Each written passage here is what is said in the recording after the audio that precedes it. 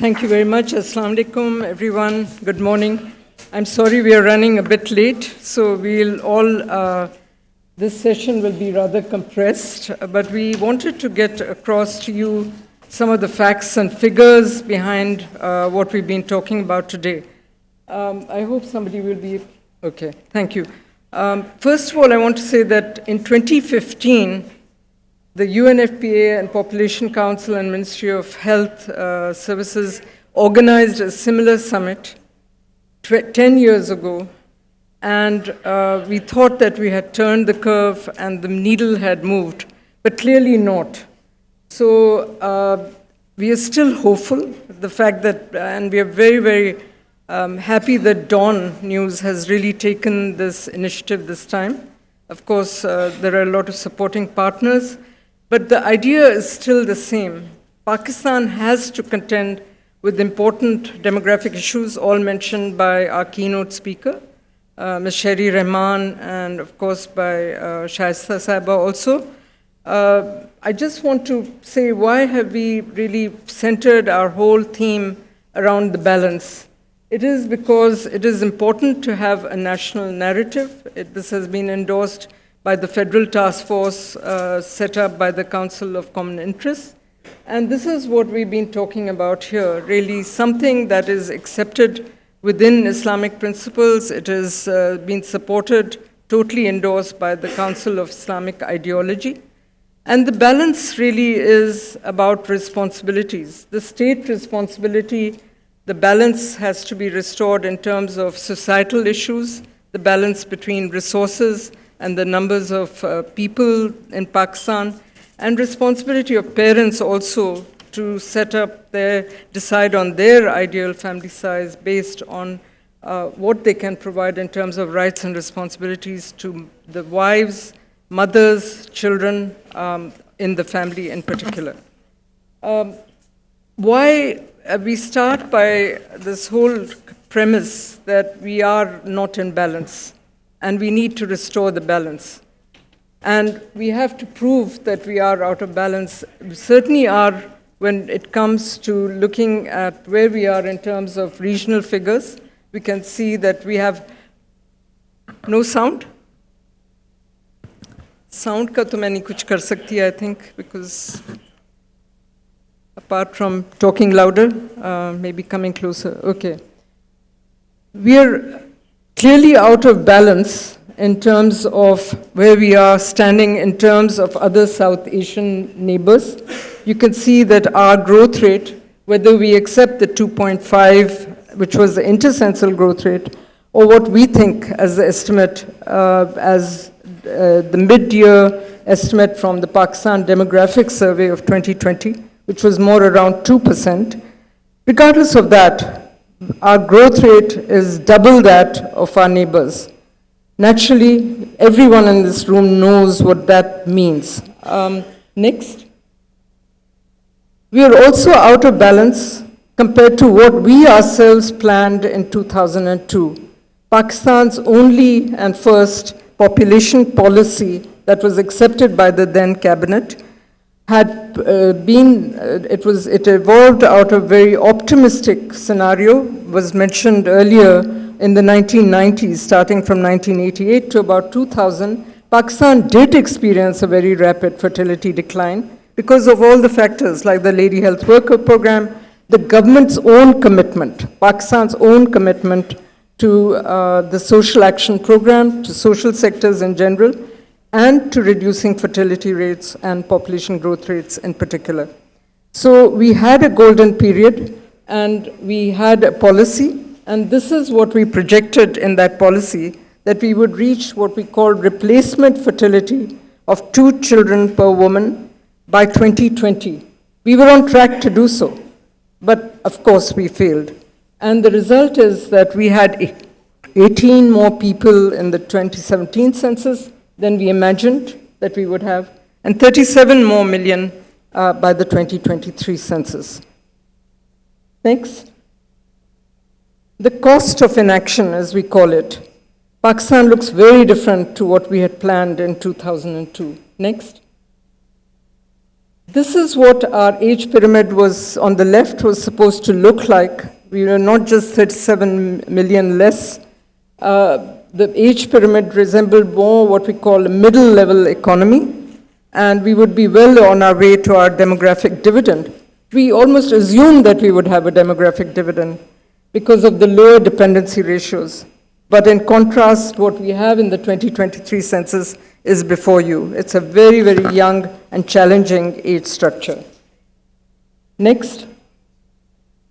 If we don't care about development indicators, we only care about economic development, surely we do care about lives of Pakistani women, men, and children. Infant mortality and child mortality remain high, but also the numbers multiply because of the population size.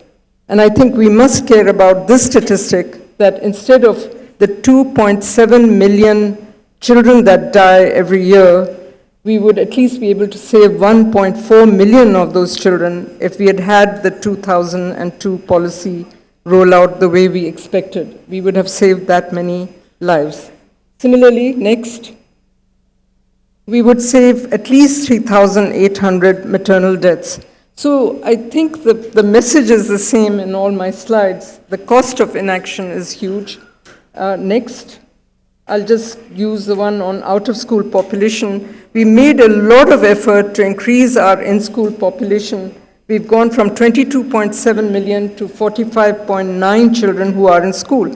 Pakistan has made a huge effort, but next it's all frittered away because basically we've had huge population growth and we would not have had we would have no children out of school with similar levels of educational effort. Now I'll skip the next slide and go on to what I recommend as the policy directions.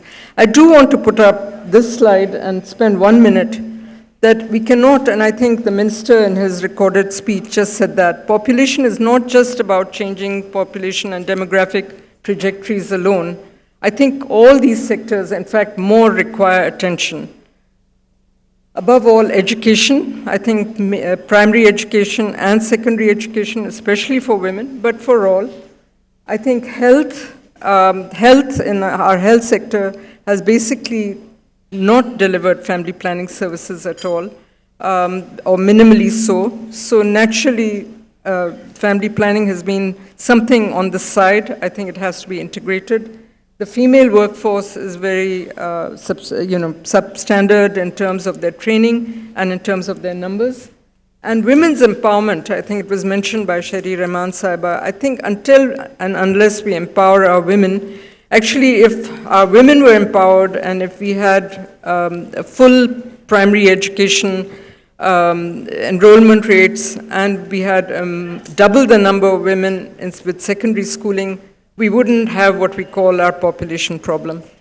And I think employment is something that my colleagues are going to talk about, so I'm not going to spend too much time on it. Next. If I can say that there's one ask from this audience, or I hope an outcome of this conference, it is to really underscore what we decided in 2019 as our Council of Common Interest goals. They were accepted by the federal government, by provincial governments, to bring down population growth rates to 1.1% by 2030. I feel optimistic it can be done, but without the political intent and executive decisions and financing, it's just not going to happen. But if those things come together, I think we can achieve that. Next. Similarly with fertility, as you can see that we were coming down much faster and we have slowed down. That rate can be restored, and I think we can come down to 2.2 by 2030, only and only if we decide that that's what we want to do. Number 3, these are all policy decisions that are already accepted. They've been, the cabinet knows about them, the provinces know about them.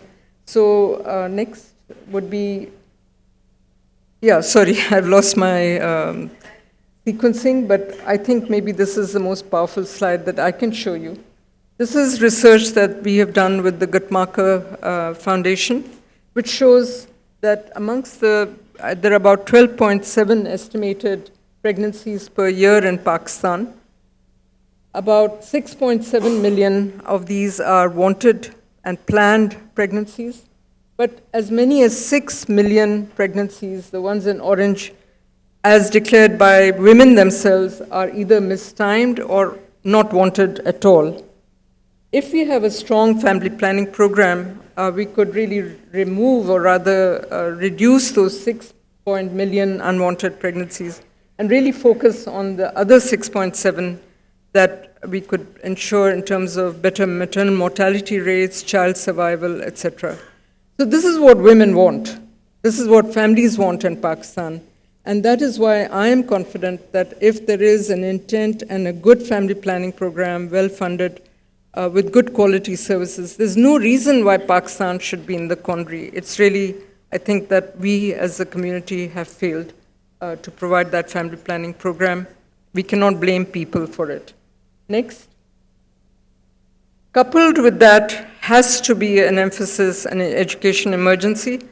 I won't go into the whole literature, but it is really a proven thing in the demographic literature that if you have a generation that is fully enrolled in primary school, it's very, very unlikely that the demographic transition won't follow. And I think for that reason, but above all for reasons because it's a constitutional clause, it really means basically that if we trudge along, we are still going to have only 64% or 62% boys and girls in school.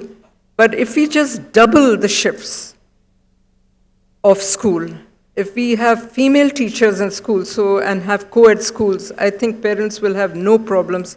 It's not the out-of-school population is huge, not because parents don't want their children to go to school. It's just that, again, it's a failure. I wouldn't want to point to any particular government, for all the past few governments to really get up and say, this is an unacceptable figure. We have to do this and move forward. Next, please. I think, again, I will not really dwell much on labor force participation rates because they will be taken up by subsequent speakers, but just to point out, if there is a gap, the hugest gap that can be seen is that of the female workforce and actual labor force participation rates. I don't think any country can move ahead and talk about even reaching a demographic dividend or even reaching its full potential if only 24% of the women are employed in the labor force. And the gap is millions, about 50 million women who would be willing to work, they are in the working age population, but are not currently in the labor force. I think that has to be addressed through special quotas, through special microcredit programs. Other countries have done it. Cambodia has done it, poorer countries done it, Nepal has done it. So I don't think we are talking about anything outstanding that needs to be done. My final recommendation is something that we have a huge surge of working age. Next, please. Working age population in the making, and additional jobs are required regardless of whether we reduce our fertility. We're still faced with daunting numbers that are just standing to enter the labor force, and some sort of skill program that matches and job opportunities. You already have a very high unemployment rate. We will be in a real demographic economic crisis. So let me end by saying that I think that, next please, that I hope that the finance minister will be here soon. I would like, hopefully, the representatives from the Planning Commission to really take this up, and we will take it up also directly with SN Iqbal Saab, that we really need to declare some sort of human development emergency for the next 5 years. If we are going to meet the SDGs, unless some of these, or at least most of these things happen in the next 5 years, I think we'll be really very ashamed to even attend that conference. We'll be way, way behind. We have to reduce fertility, eliminate at least the unwanted births and unplanned births, which I told you are in the millions, ensuring universal primary education and removing at least half of the out-of-school population. If we don't do this in the 5 years, we're just frankly never going to do it. And double women's participation in the labor force, and of course improve the skills and do different skilling and not the kind of higher education we have today. Last but not least, I think this will require, I know Shari Rahman Sahib has stopped of it, but last slide, please. Structural reforms will have to be made. I think Udan program sounds very good, but I think we are proposing, it's Dr. Arif's idea here, a sixth pillar, which should be a sixth E, empowering people, and it should be about human development.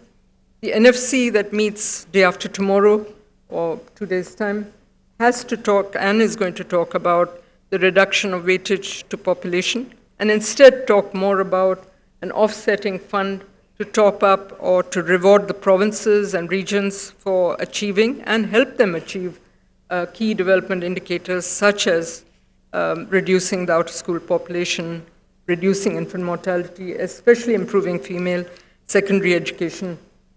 And I think the Population Commission/Council that the Prime Minister has already decided to set up, I think this can administer the whole program and also manage the fund that Ms. Shari Rahman talked about. Thank you very much.